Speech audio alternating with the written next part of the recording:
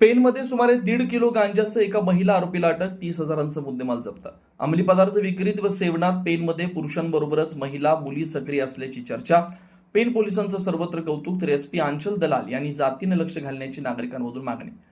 Pen police ठाण्याच्या हद्दीत 28 April रोजीच्या मध्यरात्री मोठी कारवाई करत पोलिसांनी 1.298 किलो गांजासह एका 38 वर्षीय महिला आरोपीला अटक केली.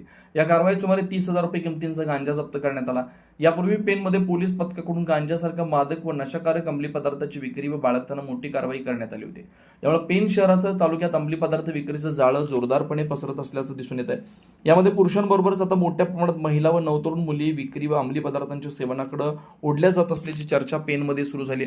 यामुळे निष्पाप महिला मुलींच्या बाबतीत कुठलाही अनुचित प्रकार घडू नये, यामुळे रायगडच्या डॅशिंग महिला एसपी आंचल दलाल यांनी या प्रकरणी जातीने लक्ष घालण्याची मागणी नागरिकांमधून दबक्या आवाजात होती. मिळालेल्या माहितीनुसार 28 एप्रिल 2026 रोजी रात्री 11:15च्या सुमारास पेन नगरपालिका हद्दीतील मैदानाजवळील खाऊ गल्ली इथे कारवाई करण्यात आली.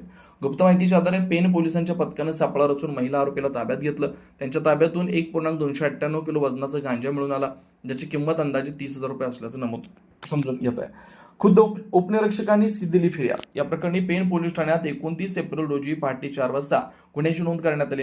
पोलीस निरीक्षक संदीप बागुल यांच्या मार्गदर्शनाखाली उपनिरीक्षक निलेश राजपूत यांनी दिलेल्या फिर्यादीवरून पुढील तपास करण्यात येतोय. पेन पोलिसांनी दिलेल्या माहितीनुसार अंमली पदार्थ विरोधी कारवाई अधिक तीव्र करण्यात आली. नागरिकांना अशा प्रकारची माहिती तात्काळ पोलिसांनी द्यावी अशा आवाहन करण्यात आलं. प्रतिनिधी किरण बांधनकर, तेज मराठी न्यूज, पेन, रायगड.